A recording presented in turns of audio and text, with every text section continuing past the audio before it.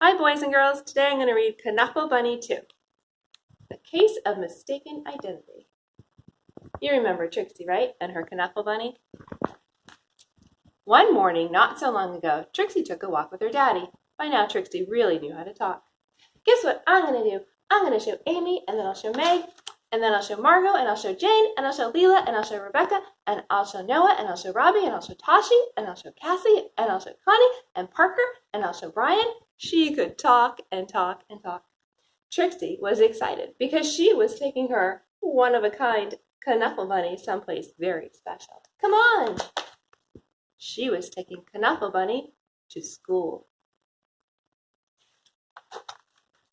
Trixie couldn't wait to show Knuffle Bunny to Miss Greengrove, her teacher, and all her friends in preschool.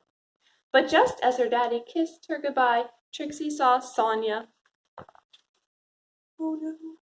Suddenly, Trixie's one-of-a-kind Knuffle Bunny wasn't so one-of-a-kind anymore. The morning did not go well. His name is Knuffle Bunny. No, his name is Knuffle Bunny. The afternoon was worse. The bunnies were making them argue too much. The teacher had to take them away. When the school bell rang, Miss Greengrove returned the Knuffle Bunnies. And the day got better. Then, before she knew it, it was time to go home. Trixie ate her dinner. She devoured her dessert, and she brushed her teeth.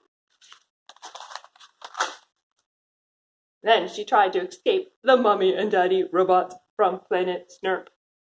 Her parents are a little bit silly. At 1:30 bedtime, Trixie was tucked in, ready for sleep, snuggling with Knuffle Bunny. But a few hours later, Trixie realized something. Trixie marched into her Mummy and Daddy's room and said, "That is not my bunny." Trixie's daddy tried to explain what 2:30 a.m. means. He asked, "Can we deal with this in the morning?" Does Trixie want to wait till morning? No. Trixie's daddy went to the phone. Do you know whose bunny this is? It's not Trixie's. Before he even made it down the stairs, ring! The phone rang.